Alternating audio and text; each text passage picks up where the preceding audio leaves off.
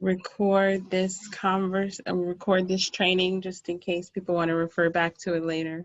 Hopefully this will help. So we're gonna get started. Welcome, how's everybody doing? So typically when I do my little training sessions, I have discussions, so I would like to be able to hear everybody's voice. And what I would like is that you share questions or whatever in the text box, and then if I can answer them, I'll ask you to share your question out loud, or I'll try to respond to you individually.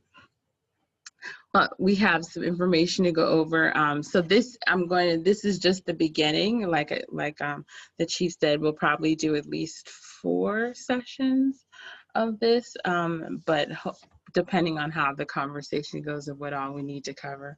Some people have done this before. We've had this we did this in, I believe it was April of 2019.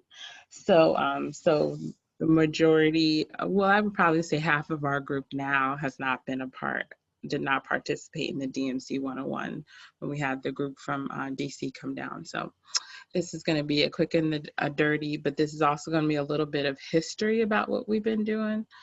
So hopefully it'll be able to catch everybody up to speed slowly but surely. All right, so can everybody see this? Yeah? Can you hear me? Thumbs up, thumbs down? Okay, all right. So nobody's gonna talk to me? Hey, how you doing? I'm like, am I in the room by myself? Okay. Okay, all right. So really quickly, so this is a community and systems. So what we're gonna do is work on identifying strategies to reduce DMC and RED. Hopefully by now you all have heard me say it often enough, but I will keep saying it over and over again to you. Get really familiar with it.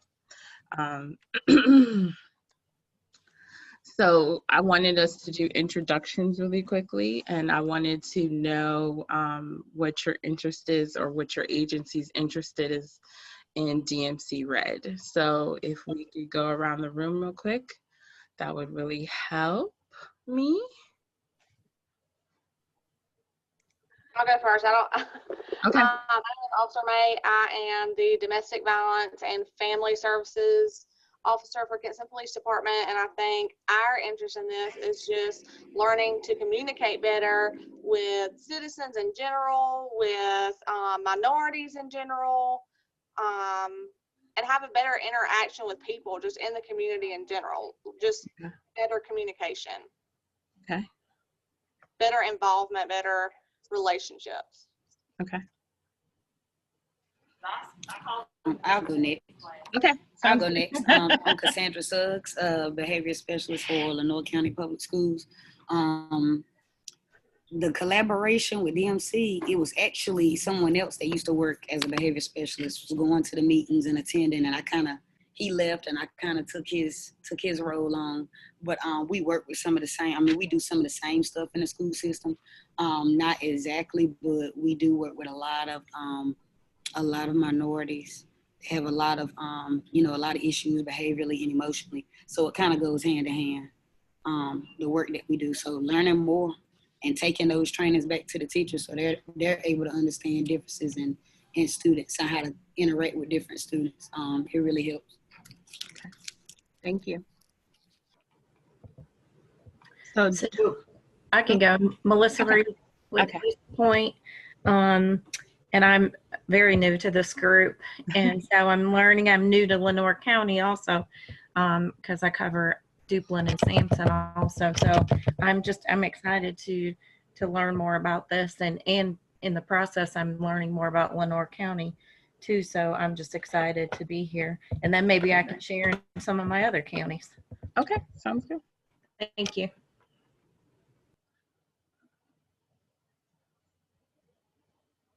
Aaron. Are you there? This is Jennifer. Can you hear me? Yes, I can. All right. So I am Jennifer Mervin. I am the Victim Services Coordinator / Operations Director with Safe Lenoir County. Okay. We are the local domestic violence agency serving both Lenoir and Greene County. And Leg is our director here. Of course, you know, domestic violence does not discriminate, but we do have the tendency of seeing domestic violence in some cultures more so than others. So this is my first time actually being with the DMC one-on-one, and I look forward to working with everyone. I've already spoken with Ms. Sydney May today. I see some of the faces and some of the names that I'm already familiar with. And so just whatever it is that we can do to help the community be better and educating the community as far as what is really out there, then we're on board with that. Great. Thank you. Mr. Mumford, you want to go next? Yeah, I was about to say, I guess I'll go. I am James Mumford. I am actually a minister, elder, reverend, whatever you want to call it, in the community.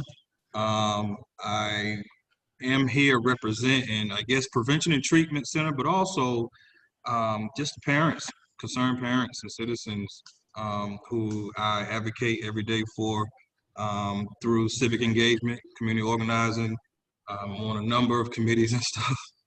So yeah, I'm deeply rooted in this type of work. So this is what I do. So I'm just excited to be here. That's all.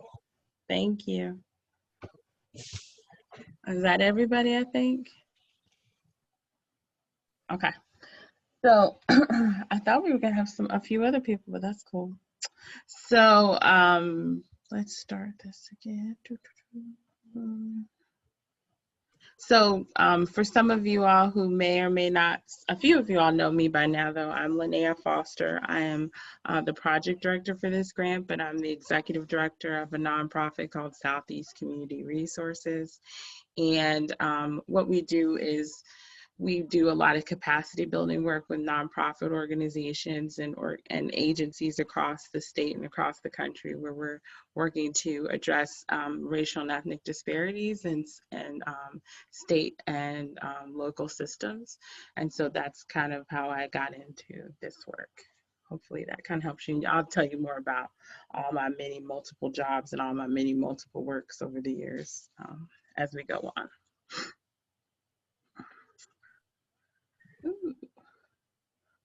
So what we're going to do is over the course of these 4 weeks is we're going to go over learning some of the definitions of RED and DMC.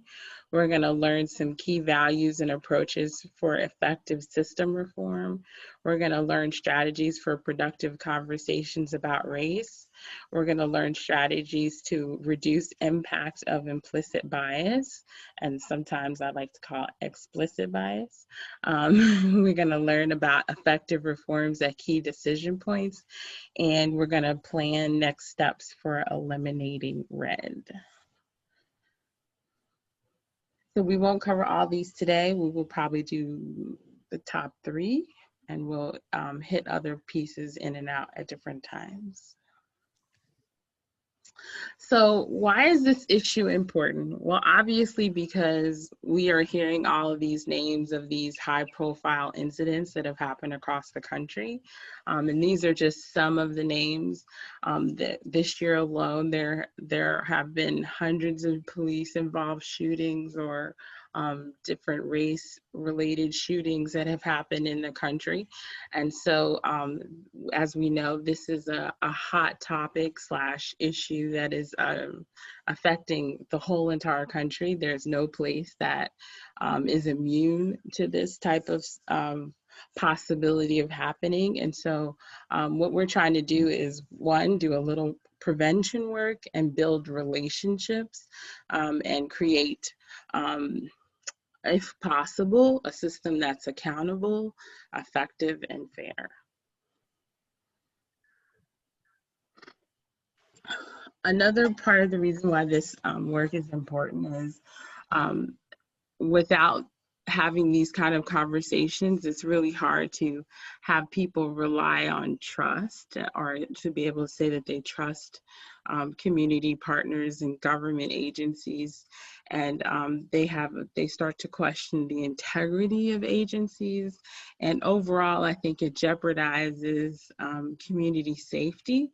And so we want to work on community safety holistically, and that people are able to kind of engage at different levels of safety, whether it be fire, police, paramedics, 911, mental health services. We want to make sure that the community as a whole is safe. And so part of my question was, when you all are able to talk to me again, and so why is this issue important to Kenston Lenoir? And this is a question that I have for you all. Why is it important? Beepin, talk to me. Well, I think this is, you know, from my perspective, this is important to Kenston Lenoir because some of the things, as you stated on the PowerPoint, why it's important: accountability, effectiveness, fairness, to build trust, integrity, and community safety.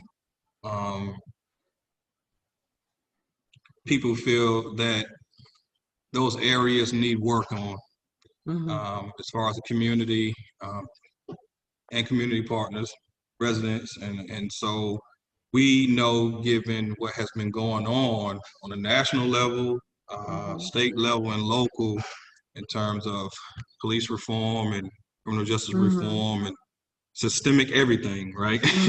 That these areas need to be addressed so that you can forge a more united community. Right. Is this what you're saying? Yeah. That's really good. Anybody else? Any other thoughts about why this is important for Kenston?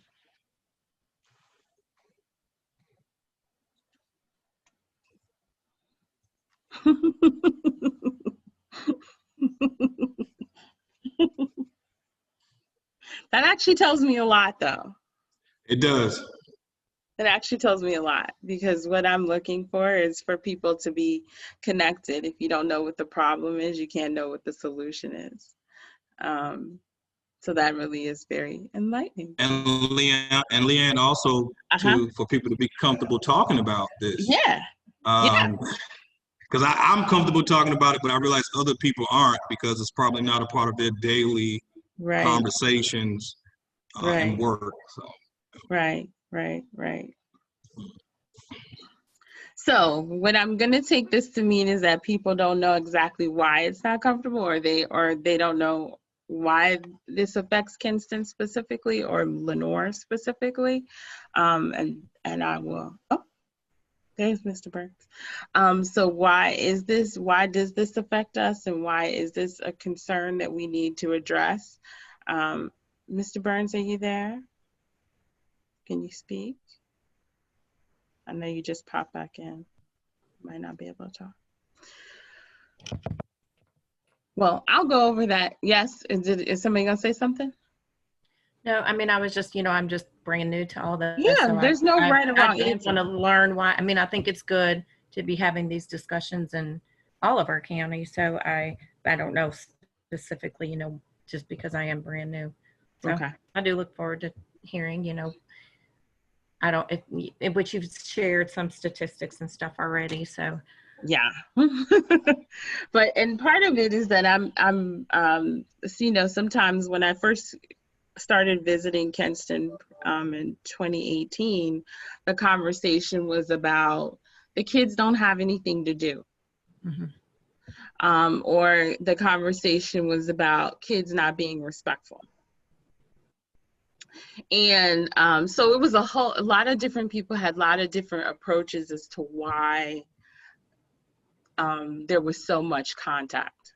Okay. And so so that's part of the reason why I asked that question, because I want to know what people think about the issue itself and what people are thinking about it, because then that gives me a chance to see all the different perspectives and experiences. So I'm very open. I want to say that again. I'm very open to hearing what people have to say. It's no, this isn't a trick question. I don't do trick questions. There's no winning with trick questions. So anyway, but I'm going to go over more data. You obviously, people, if you know me for like 5 minutes, you know that I love data. So we will go into data, but I wanted to make sure that that I gave people a chance to explain what they thought about why this is affecting, why is this important to Kinston. Does anybody else have any thoughts before I move on? Okay. So why is this issue important in terms of the consequences? This is a big question that I think a lot of people need to think about, and why community-wise, you need to know what the consequences are to DMC and RED. So what are some of the consequences? Because to be honest with you, most people know these things, but you might not know. So one of them is mass incarceration, right? Thoughts? There's no trick question. What other things are consequences to this?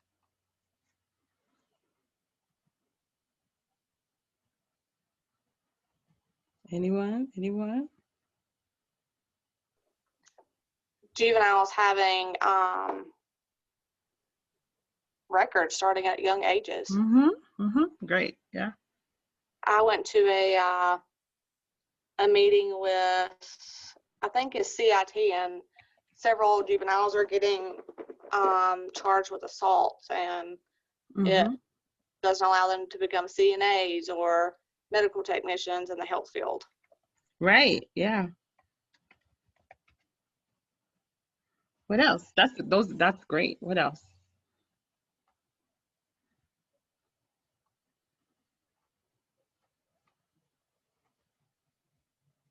Any other thoughts about what are some of the effects, the concerns, the consequences of DMC? Is anybody else there? Good Lord.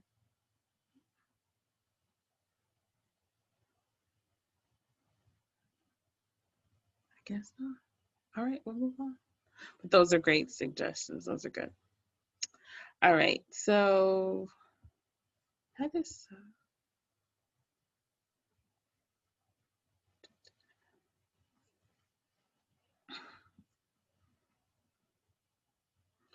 So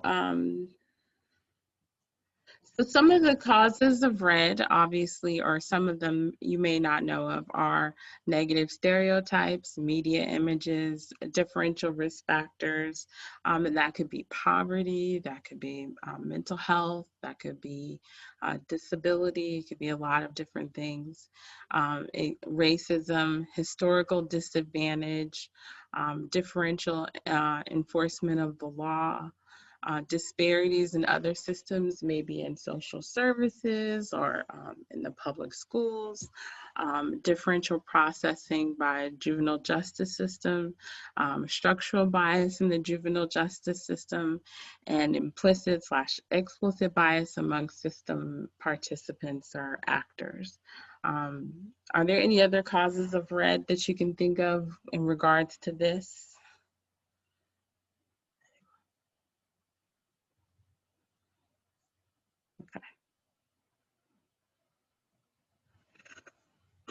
So here are some of the common disparity drivers, and what do we mean by disparity drivers? So these are groups or agencies or systems that cause typically racial disparity, or that we see more individuals coming in contact with the system as a result of these systems.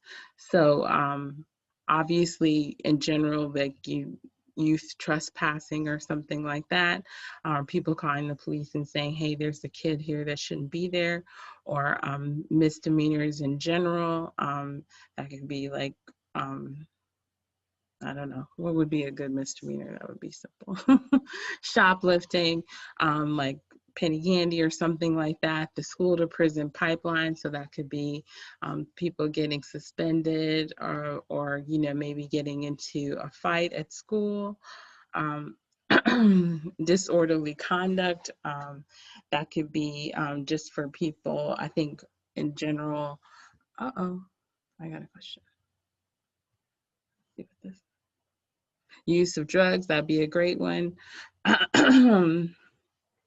Any other, so then child welfare, obviously if the child has some, or parent in some cases make some kind of contact, you could end up with a contact with a young person. Also age, you know, in general, if you're a certain age group category, you're gonna make contact with the juvenile justice system. Is there any other one that you could see that's missing from this list?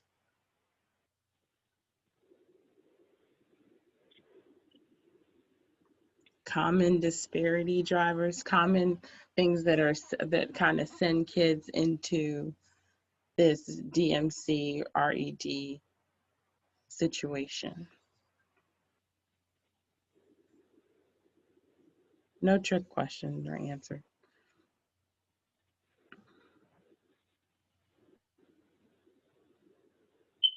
No? But drugs, you're absolutely right. That's a good one. I think mental health is one that should be on this list.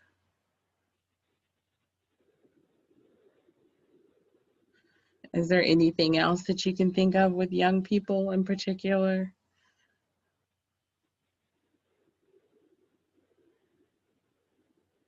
So another thing for a lot of places, probably not in Kinston, would be runaway or homeless youth.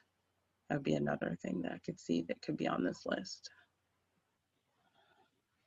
Domestic assaults would be a good one as well. Yeah, absolutely. Gang activity, yes, that would be great. Yeah. Those are all great. All right, so that's good. Thank you for pinging in. All right. So what we're going to do is, or what our work typically does, is it's going to focus on either the individual, the institution, or society. And why do you think that is?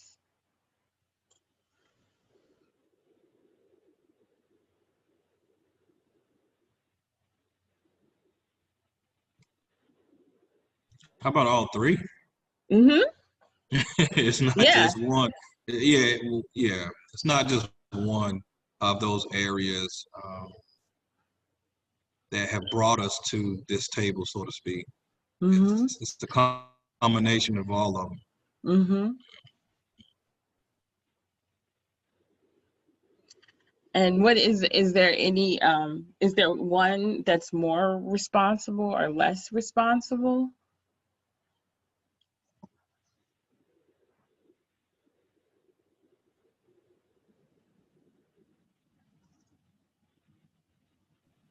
I would say in most cases, not all cases, but in most cases, I mean, they're equally responsible.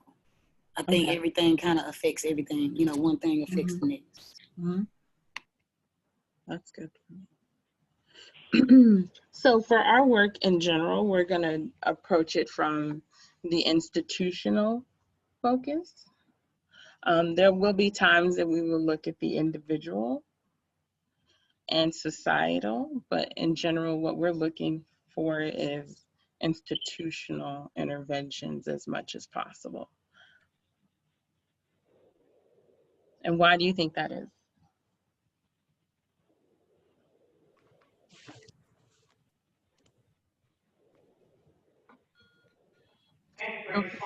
Normally when I teach my classes, I like have toys on the table. We play with candy and stuff like that. So much more fun. This is hard to do. But how do we, why do you think institutional would be the focal point of what we're trying to do?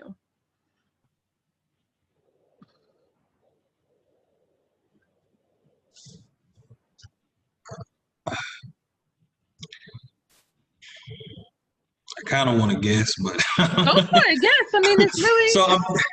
So I'm thinking, I'm gonna throw it out there. I don't know. I'm thinking that when you talk institutional, you have to look at two words: policy and procedure.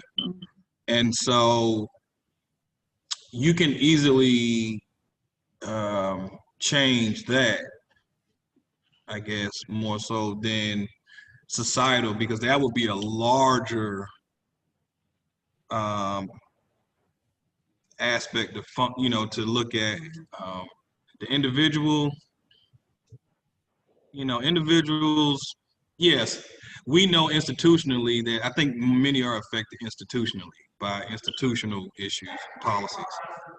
If I had to guess, Leanne, I don't. No, I mean you're doing great. You're doing great. You're doing great. Everybody, there's no wrong answer. The idea is that institutionally, like you said, that there are policies, there's procedures you can measure, you can modify, you can do all kinds of different things for institutional things. It is harder. You can measure societal as well, but but it takes more work, more instruction. And I think typically the approach that I'm trying to take, or that we're working to take, is a hybrid of societal and institutional, and encouraging individuals to take responsibility and ownership as well. But we can't do everything all at once. So for our focal point of our work, we're going to focus on institutional work primarily. But by us doing this community process, that allows us to start approaching the societal aspects of this, if that makes sense. Yes, no, maybe so. Okay. So I don't know, some of you all might have seen this before, but part of what we do is to be able to affect policy and to be able to affect the structural or the institutional work, is we need to be able to measure the disparity. And that's where my data stuff comes in. And what we're looking to understand is what the differences are in the disparity, so that we know exactly what we're talking about when we're trying to do some work and addressing it. So sometimes the disparity will be simply overrepresentation. And we've had conversations about that before, about disproportionate. Why is it this way? What's the connection to all of that? That's just a basic overrepresentation. And then disparate treatment is, once you make a connection, right, with the system, how are you treated? Are you treated, do you get the same treatment that other people get? Do you get the same resources that other people get? Do you get the same,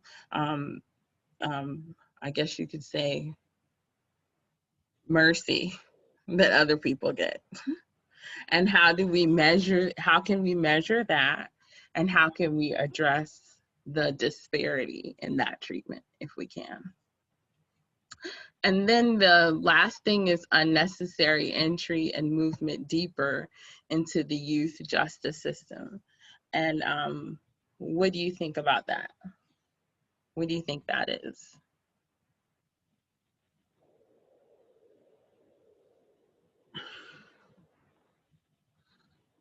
What do we think about unnecessary entry, or you just what is all it? three? What is it? What is unnecessary entry and movement deeper into the system?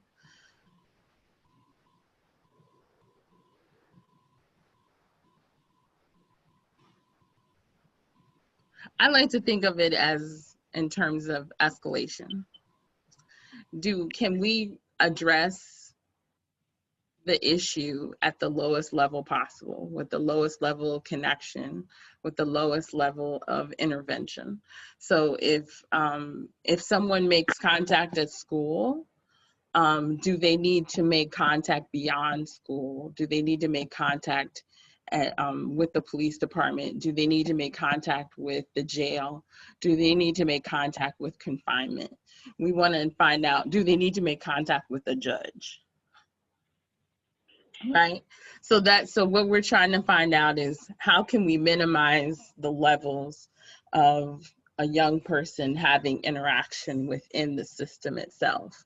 So that is part of the reason why our focal point or the two focal points that we work on addressing with this DMC in particular, we're working on arrest and suspension. Does that make sense now why we picked those? Yeah, okay. Any thoughts about that? I know some people weren't around in the very beginning to learn that, but that's why we picked those two intervention points. I think that will kind of go hand in hand a little bit with expert treatment. You're not going to treat everyone the same, even at the lowest level. It's gonna take into account the age. You wouldn't treat a teenager the same way you would do somebody that's a lot younger than a teenager. Unfortunately, it has a lot to do with race. I mean, it's just it's a lot of stuff to take into account. Any other thoughts about that? So this is going to give, this is how we measure disparity, and this is what we go. So how can we address overrepresentation? How can we address disparate treatment? And how can we address unnecessary entry and movement? Which is why I like to call it escalation. How can we keep it at the lowest level possible? Okay. Any thoughts, questions?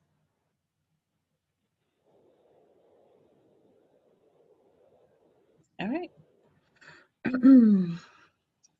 So this is red. I don't know if you all can see this. Do I need to make it bigger? I'll make it bigger. So this is red in the U.S. justice system. So this is us as a nation.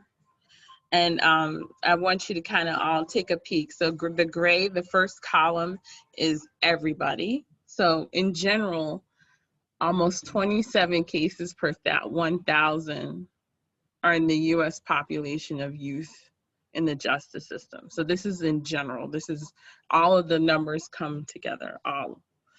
And then 21% basically is white. Right? And then the black is minority. And the green is black. Are black people. Now, what I think is really important is to see that across the whole entire system, you're going to see black people almost doubly represented historically. And the question is, what is it about the system, the connection? This doesn't just happen, in isolation. This has been an issue for well over 20, 30 years. And longer than that, actually. But what is it? Go ahead. This is Susie Sutton. Can you hear me? Yes, I can. Oh, okay, because I couldn't get on Zoom today, but I'm on the phone. Okay. A lot of it has to do with the way the system is set up. The system is set up so that they always make money, often African Americans or people that don't really have a voice for themselves. And when I say that, anytime they start a program, they get grants, and they use these same statistics to get money. But the money doesn't benefit us. I don't know where the money is going or how they're using the money, but we're not being benefited from these programs, and these programs go on and on and on, and it has been so, I know, in my work history for the past 35, 50 years. And we're still addressing the same issues. And it's really beginning to bother me even more now because, I'm seeing things that I didn't see, and maybe I can say things that I couldn't say back then when I was drawing a paycheck. But now it's just a way that they can use the system to get money from Black and brown children. And they have to keep them in a certain position so that the money doesn't dry up. Mm-hmm. Mm-hmm. That's the way I see it. I don't disagree with that concern or that question. I think it's clear that there is some disparity in that. So I don't think there's any rebutting what you're saying. And that's part of the reason why we're doing this, is because my hope is that people like yourself, I wish you had your name on there. Is Susie? Did I say that right? Yes. Okay.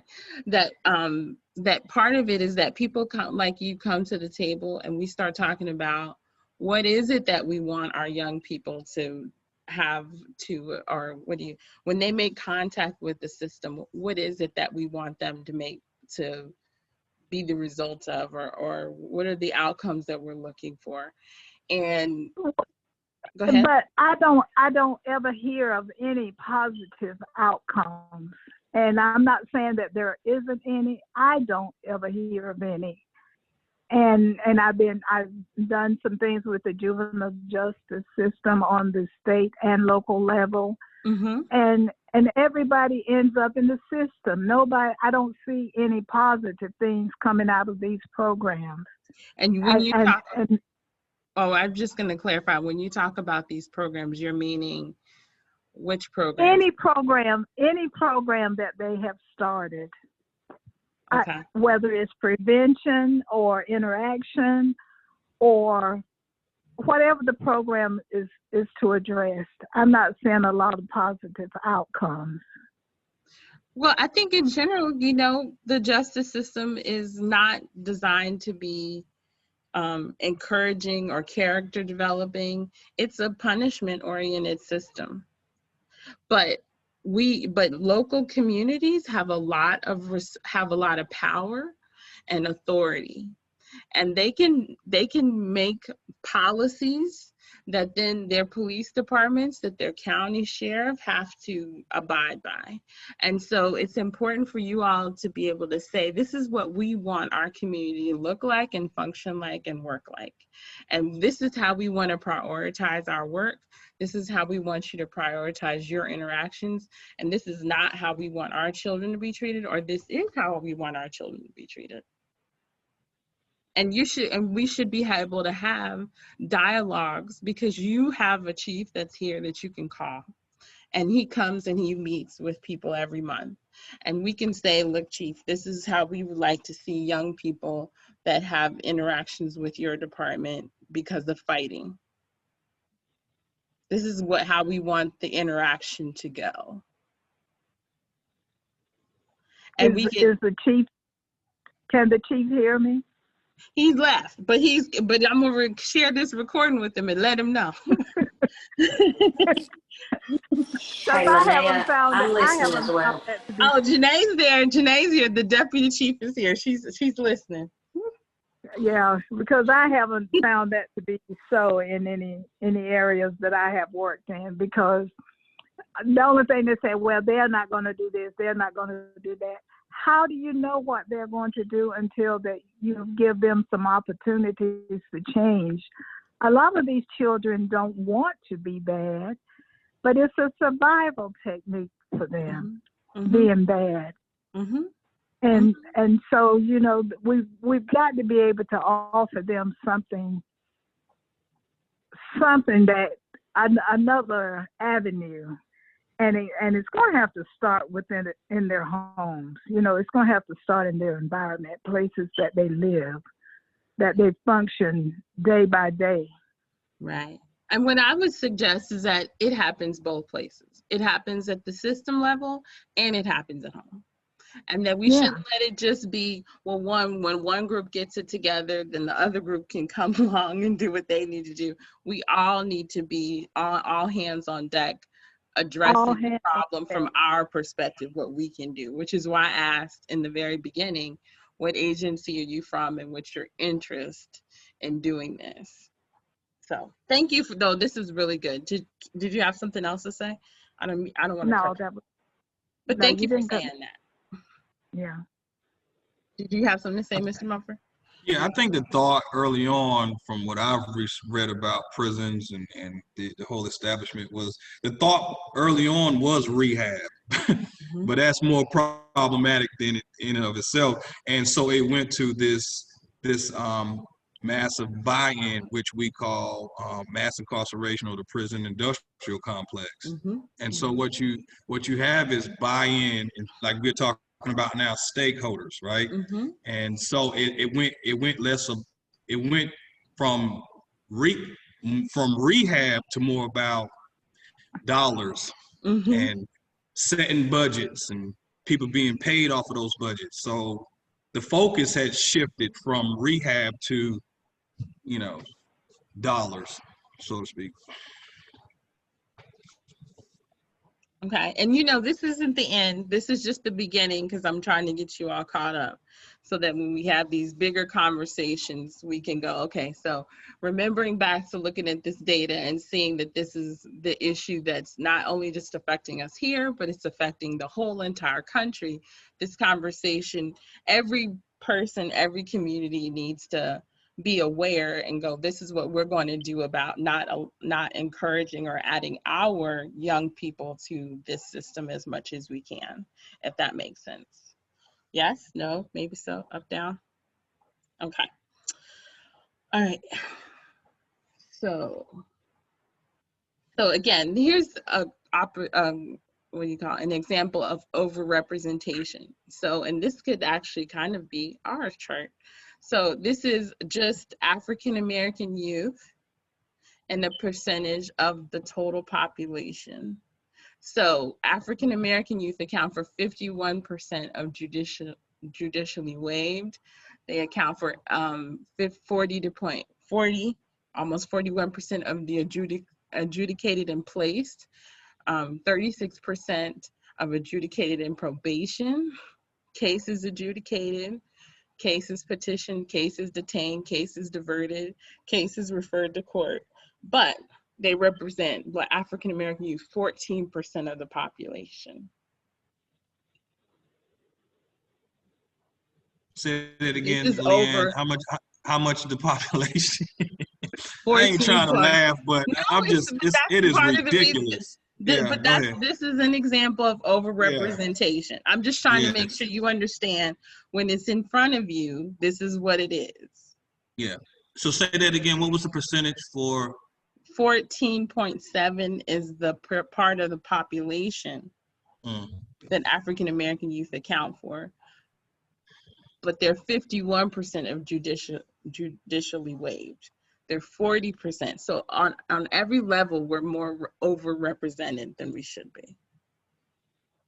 So, I mean, even if you think about COVID, right? And you think about all that there are, what is it, 1 million Americans now that have had some kind of contact or some kind of diagnosis with COVID, but still overwhelmingly, it's the minority communities that are having the higher rates of death. And what does that mean? That's overrepresentation. Okay? I know it's heavy. So spared treatment. This is, and all of this data comes from OJJDP. Uh-oh, I got a question. Chat. Can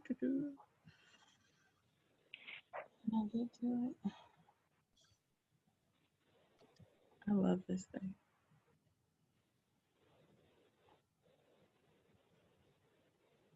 What do you mean by judicially waived?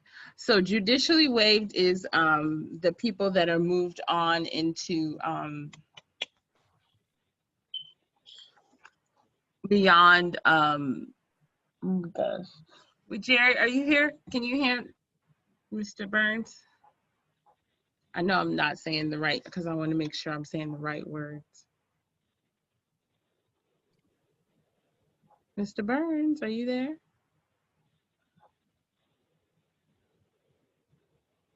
He's not talking. Okay, I'll give you the exact technical definition because I don't want to tell you the wrong thing, but I got you.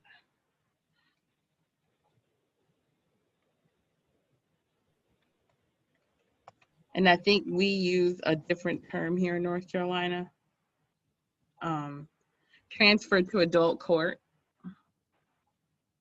if that makes sense. But we use a different term. I know we use a different term here. I just can't remember exactly what that term is.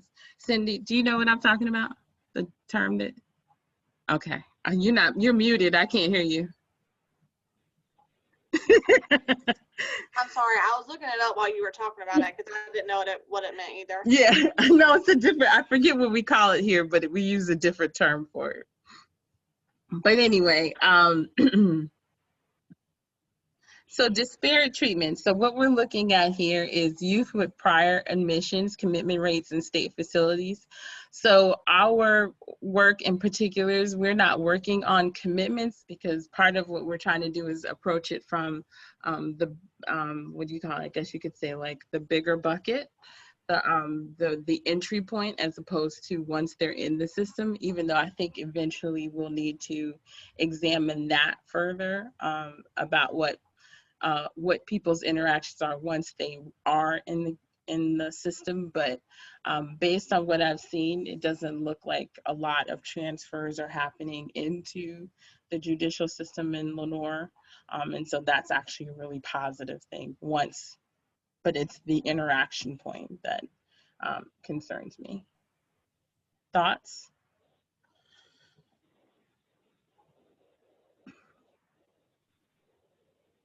But this is a case of disparate treatment. And so why this is so, in this chart, let me make it big again.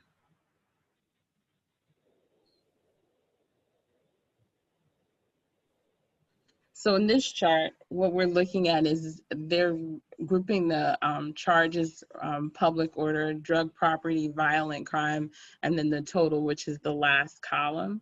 And what we're seeing is that African Americans, again, totally 373 compared to 59. But again, thinking about that African Americans are 14% of the population, right? So you're gonna see the second from the last column is the violence. So African Americans are typically, they're getting charged more with the violent crimes, they're getting charged more with property crimes. But again, they're overrepresented and they're getting disparate treatment, if that makes sense.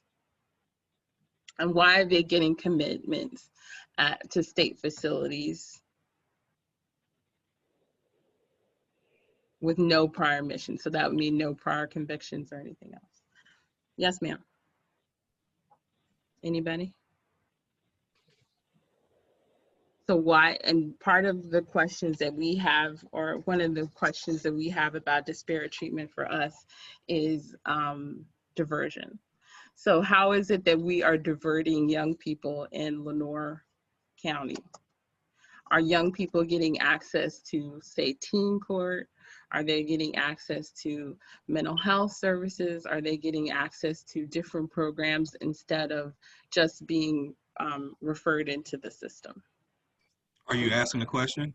No, I'm telling you that's what the data is showing. Oh, yeah, I was going to second what you said. I see that on a daily basis. They are going to those different avenues. Yes.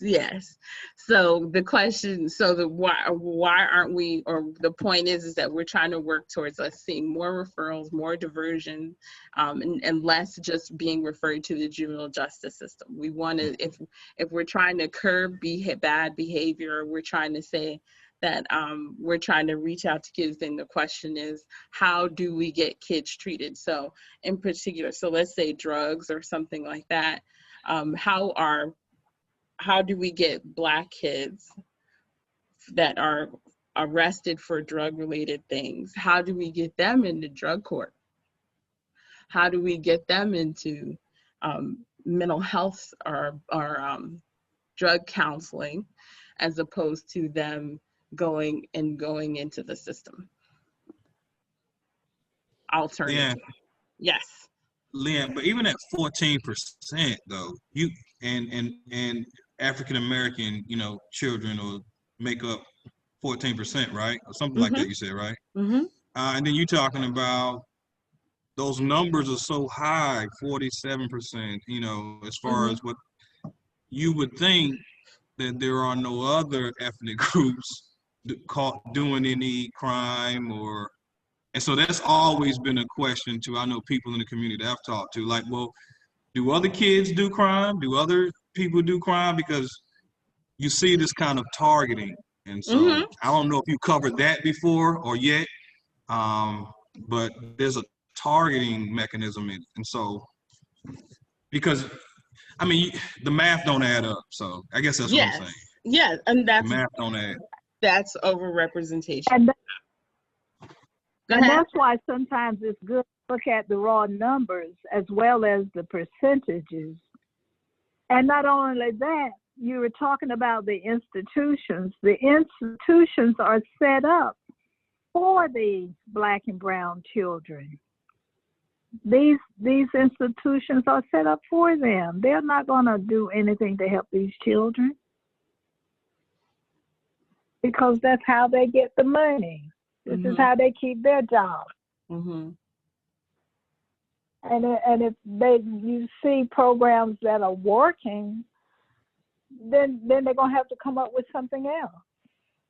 Come on now, I know you see this as well as I do. Oh yeah, I see it.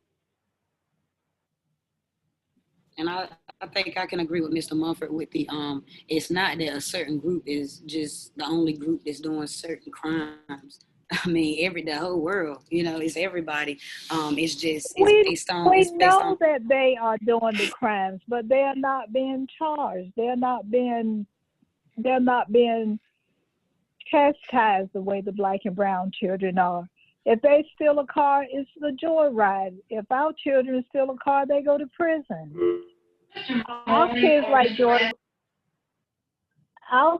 joyrides too. I like that. Yes, our kids like Jordan. I think that there's no immune group in the world that doesn't have people that break the law or people that do things that they shouldn't do. It is part of the human condition.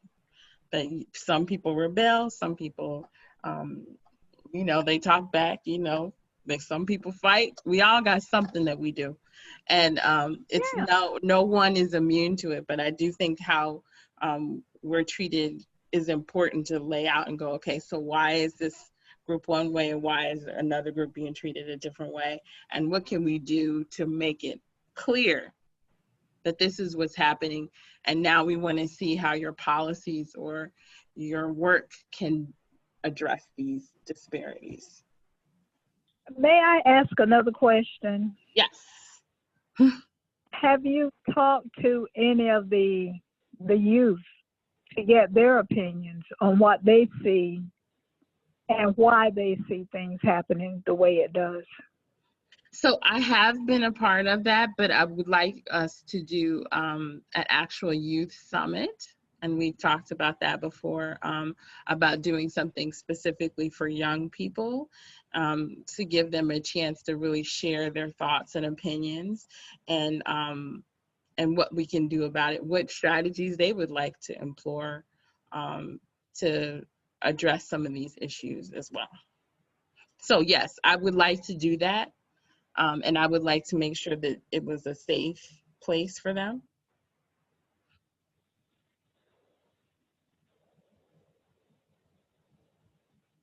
Hello, you there?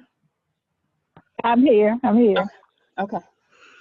But no, I was just saying, like in everyday conversation, you come in contact with some of these youth that have been in trouble. Have you talked with them? Why did you do this? Why, what were you thinking when you did whatever? That kind of thing. I think that that's something we've been having conversations about, how we can have more parents and community people having these conversations. And actually this year with the grant, there's supposed to be some funding available to pay for some more outreach in that way and have young people actually kind of leading the conversations. And so hopefully as the grant paperwork and stuff gets finalized, we'll be able to see that come to fruition sooner than later. But yeah, I hear what you're saying. And I think it's important that we figure out how to talk to them. I think what I see overall is that it's a lot of disconnected people.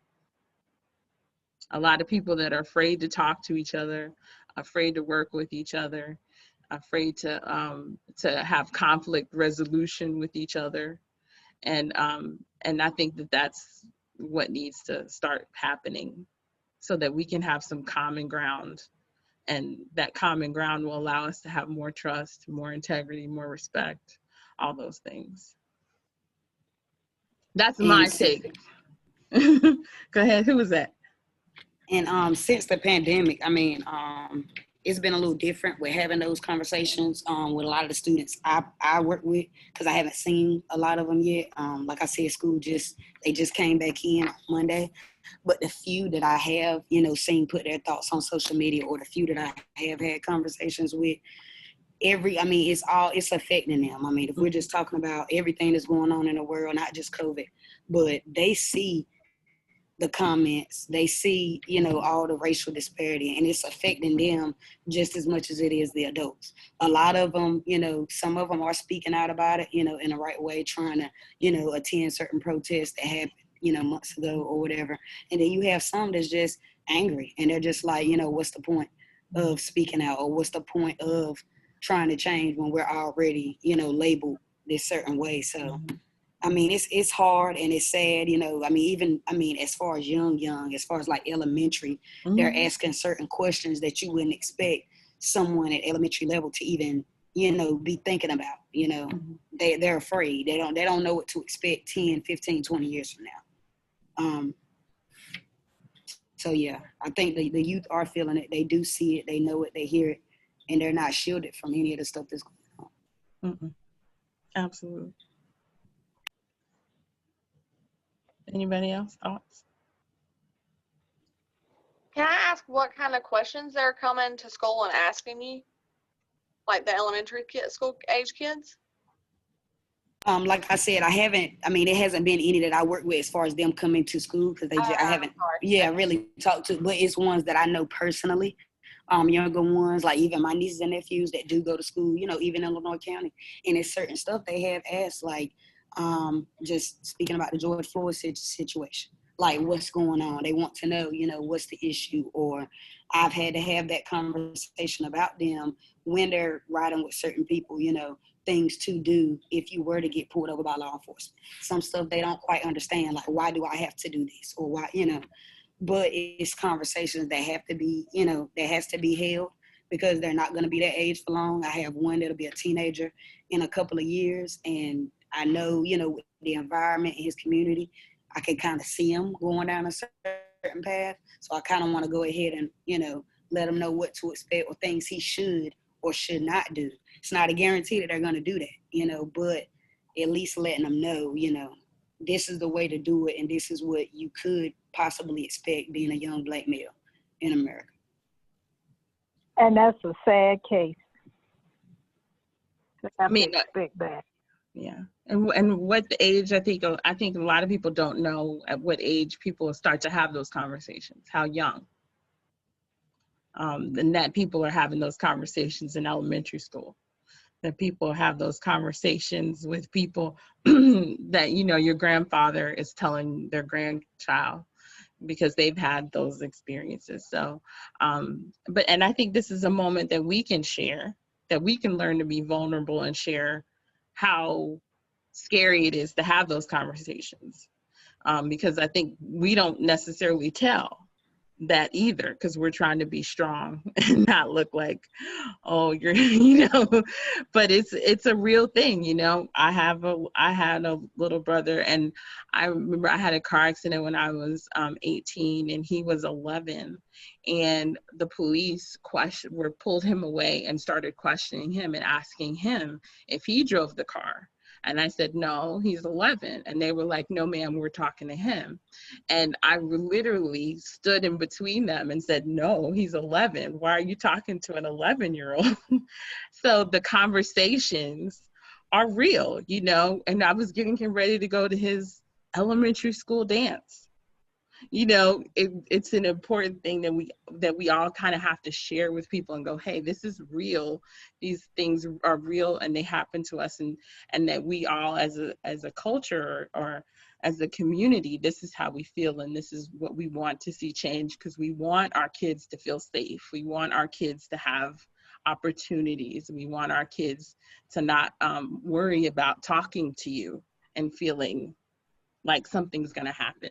So thank you for sharing, both of you. Anybody else need to talk before I move on?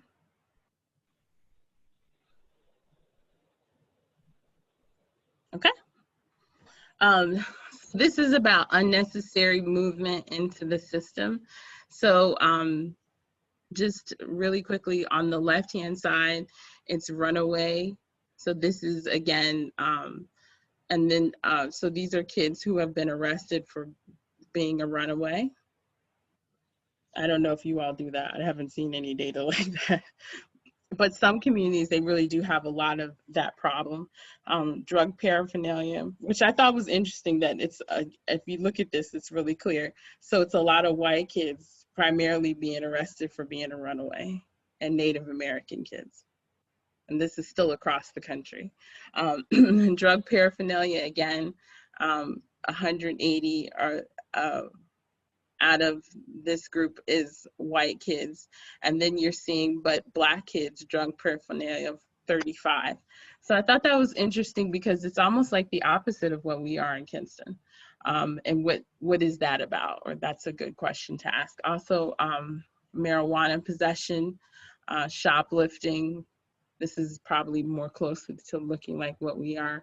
Underage alcohol, truancy, disorderly conduct. And this one, I think this is where it kind of changes, where you start to see disorderly conduct and simple assault is where you start to see Black kids moving up. But the question is, when they're interacting with the system, how are they moving through the system? Are they moving deeper? Do they end up doing more things or less things? The connection, if that makes sense. Any thoughts about this? So where would you think on this would be example of maybe groups or arrests that they could have avoided? I have a question, Linnea. Yes, ma'am. I'm not sure how great you can hear me. So I'm not following why there's arrests for some of these things. Where there you go. That's exactly my point. That's exactly my point. So like you can't physically arrest someone for being a runaway in actually, North Carolina. So I don't no, understand. not in North Carolina. You're right, not in North Carolina, but in California, in Oregon, on the West Coast, they do arrest a lot of young people for being homeless. Oh, okay. On the beaches, if you're sleeping on the beaches or on benches, they will arrest you. Actually, in Fayetteville is another place where they arrest you for sleeping on a bench. But what would the charge? Wouldn't be runaway, would it? Some places the charge is runaway, depending on what the state laws are. But in Fayetteville, it's I think it's vagrancy or something like that. Vagrancy. Yeah, something like that. Okay. They charge them with. Okay. But it really does depend on the system. So, and I would say part of the other thing is, I think most people don't arrest for truancy.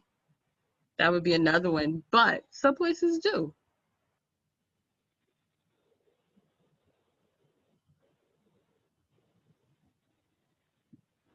And this is the top 8 of what young people are across the country. This isn't just here, but across the country.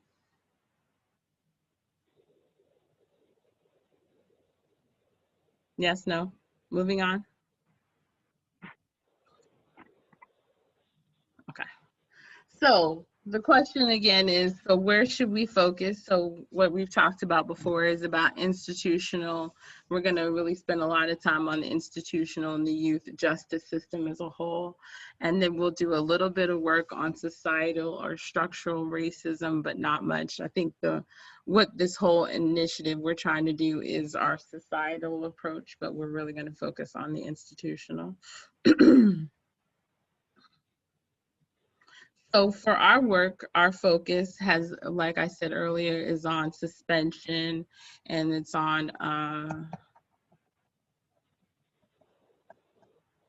and arrest. I'm sorry, my brain went blank. And so here are some of the demographics of our local demographics. So the state of North Carolina, obviously, there's 1.4 million people. And this is the school district breakdown, or the breakdown of the populations in the school district. So this would be in the whole North Carolina, 1.2 are American Indian, 3.5 are Asian, 25% are Black, 18% are Hispanic, 4% multiracial, less than 1/10 Pacific Islander, and 47% white. And that's the whole state of North Carolina. The county of Lenoir, though, is different. So we're looking at a total youth population of 8,512. And we're looking at a Black population of 46% in the school system. And we're looking at a population of 34% or 35% white total. Why am I telling you this? Because this is how we determine disproportionality, okay? So here we go. So the state of North Carolina, this is the data that we are looking at to address specifically. So this is the state of North Carolina on the left. And again, so the percentage of short-term suspensions by race. So we're looking at 55% statewide disproportionate. So the whole state is disproportionate. There's no question about that. And then the county of Lenoir is 70%, 69.2. So if we go back and look at this, so Black people in Lenoir County are 46% of the school demographic. Yet they make up 69% of the school suspensions. Does that make sense?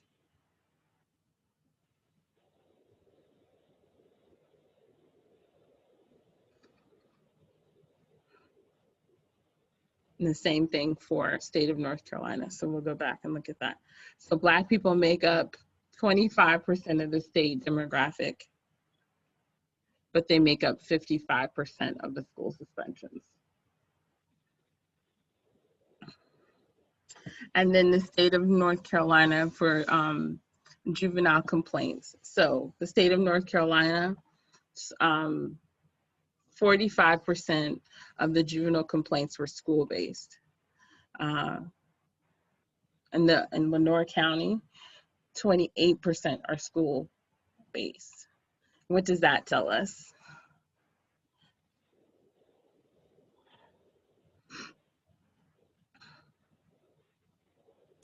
So that's saying most of those interactions are coming outside of the school, just Yes. in their everyday life. Yes. I'm also curious as to if you were to look at those same statistics, how poverty level affects things like the suspension level. If you compared, how many of those children were living at or close to poverty level versus just race as well. That would be a good question. That would be a good question. But you all don't collect that data.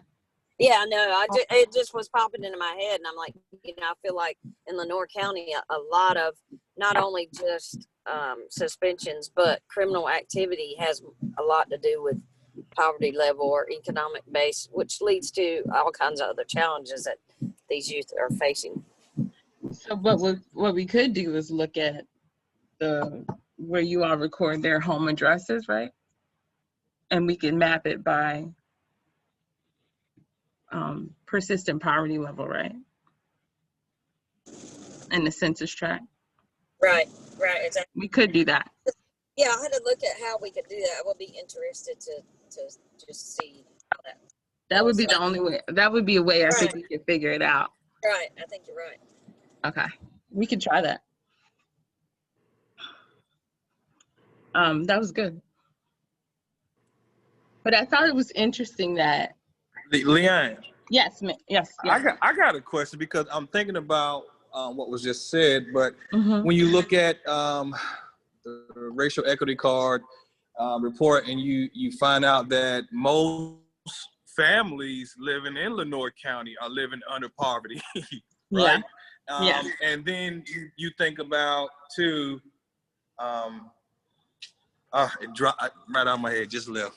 But when you think about that, I'm wondering, one may could say, you know, well, maybe maybe it is race, but then when you think of, well, maybe it's not race, but then when you think about it, there are white and black and all other ethnicities who live under the poverty line here in our county, but still we're seeing this targeting of a specific use within that poverty line that encompass all ethnicities in our county. Because according to the reports, Lenoir County is the most economically stratified, and most here live under poverty line. The average household income is like 37, 38,000. Yeah, I think so. Something like that. Mm-hmm. So, and those are the numbers. So yeah, we could look at it from location where they live, but also what data won't probably tell is that all ethnicities in Lenoir County are affected by poverty. So why is there this specific picking out or targeting a group or a certain group as far as the data is showing? So. No, I think that that's a fair question. I think that, so we can ask, actually, we could layer it and find out what people are being charged with in those particular areas, right, Janae? Right, that's what I was thinking. Are they poverty related? I know there's a way we probably. Are they poverty related charges, or are they behavior / violence / whatever else? Mm-hmm. And then that would help us be able to determine better what it is that we're looking at. Because I think that that's a fair assessment, which you just added the layer. But I think that we could do that. And so I don't think that it's bad to go, there's a layer of persistent poverty that's affecting things. And then do we want to continue the cycle of the persistent poverty?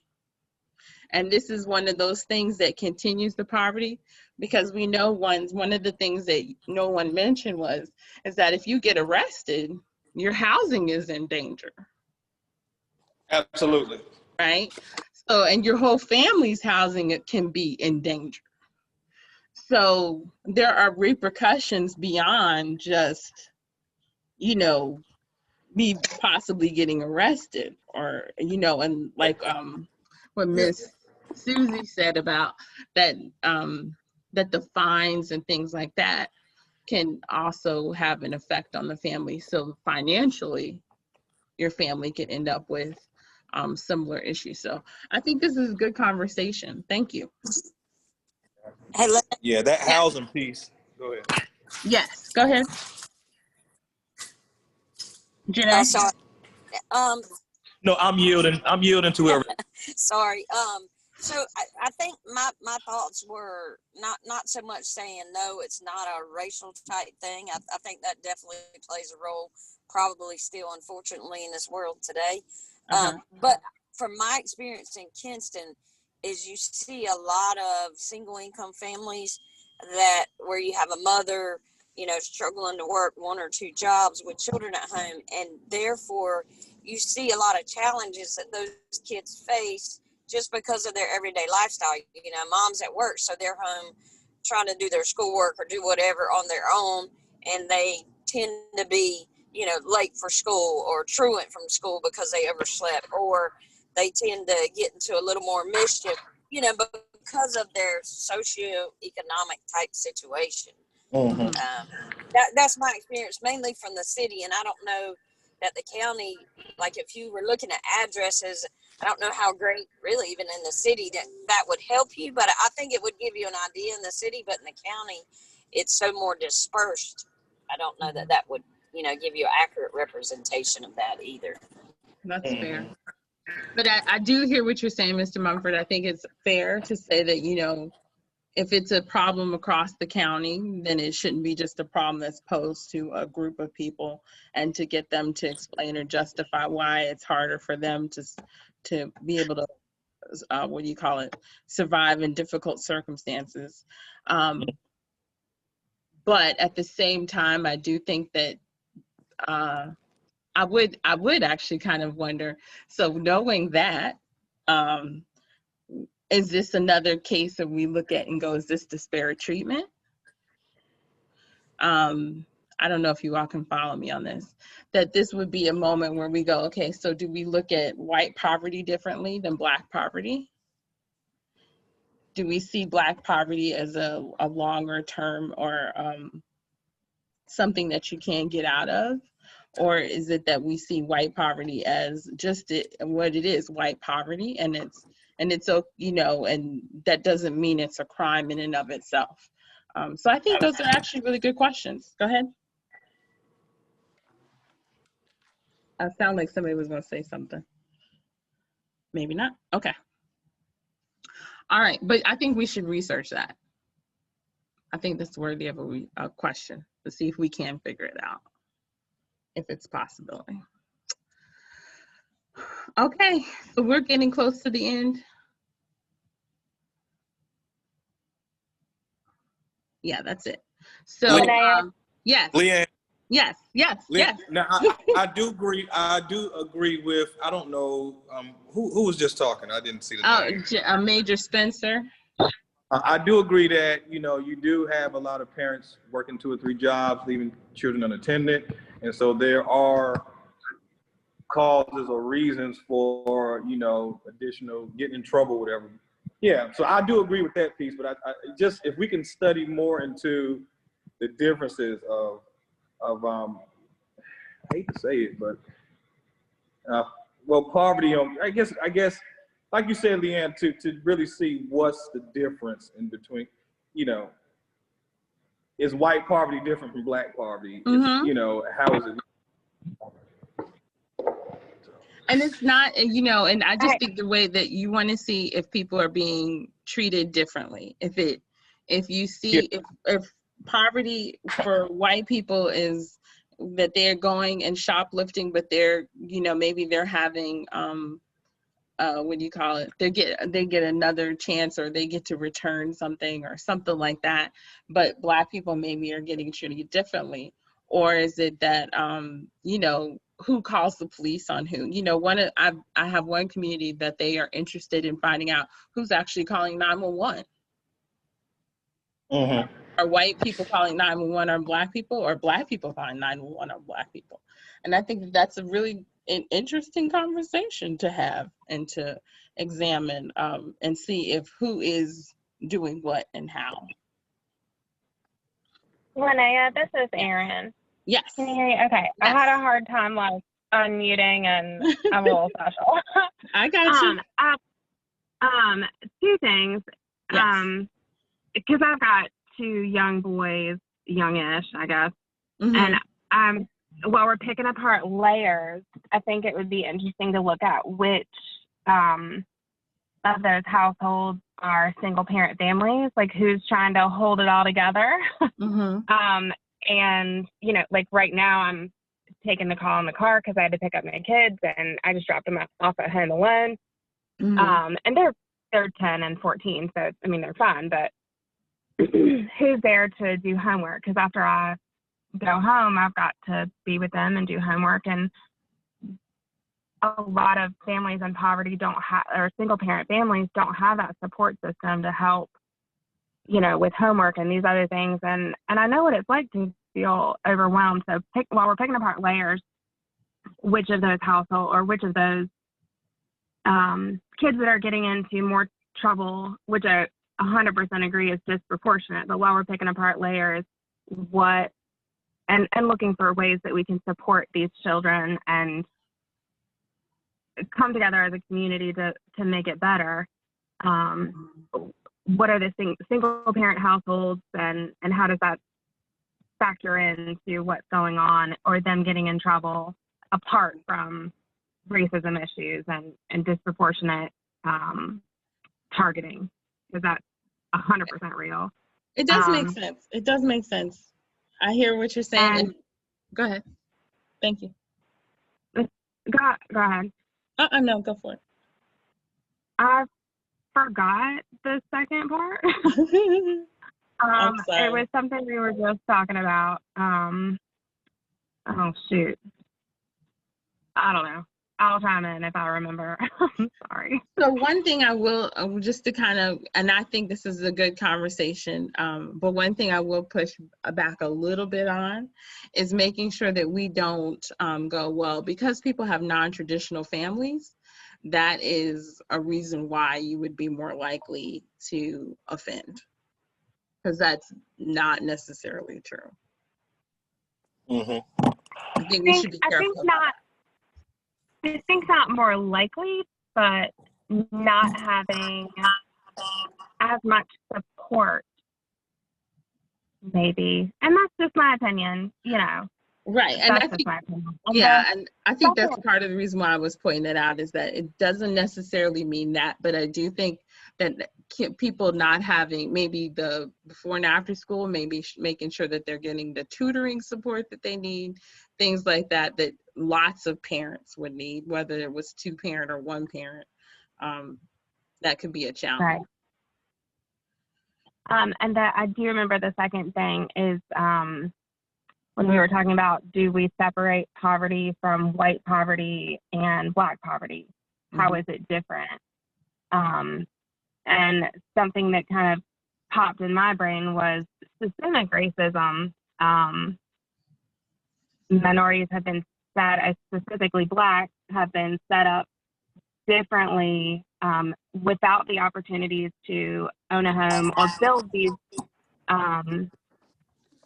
build nest eggs, or without, you know, generational I don't know wealth. if I'm even saying this right, but just systemic racism, the whole system is set up, you know, where whites have had the opportunity to have people who own property or help or this, that, or the other. We're disproportionately privileged to have those other systems. So while white poverty and Black poverty, you know, you hate to separate it and, you know, hey, is this different, and call it out that way, but whites are inherently more privileged and have more opportunities historically, going back through history, for success than Blacks do. So it's, and I say that to say that it seems that whites have more opportunity to get out of debt or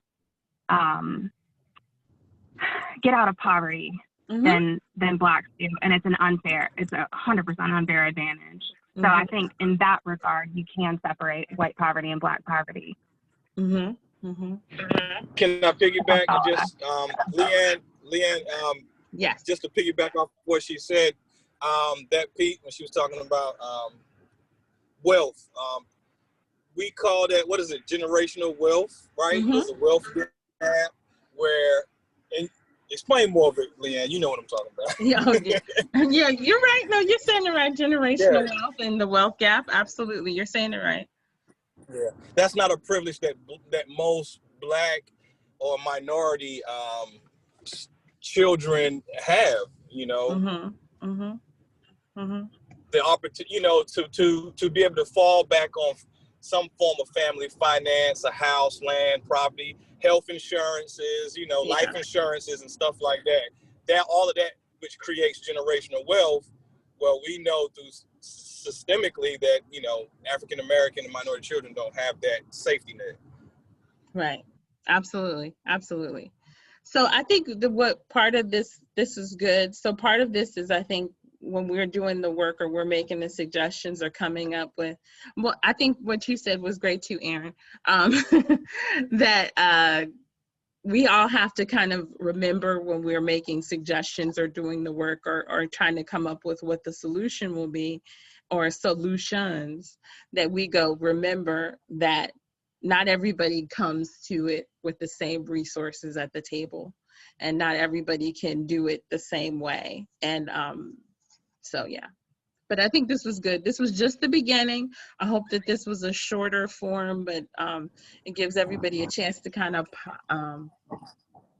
ponder the conversation and give you a place to start from. So next time we'll do a little bit more on the history of juvenile justice and a little bit more on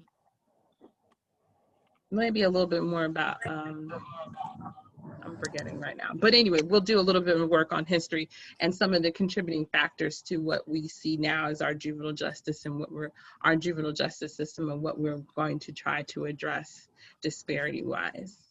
Okay? So we're going to meet next Tuesday, if that's okay, unless there's a big problem with that. We'll be meeting next Tuesday on the 6th at 2 o'clock. And I really did try to wrap this up, but you all started asking questions at the end. Should have asked in the beginning. We got to get warmed up. Everybody got to get warmed up. But I'm glad. I'm very grateful for everybody being here. Huh? So with that, unless you all have any other big questions or we can linger on.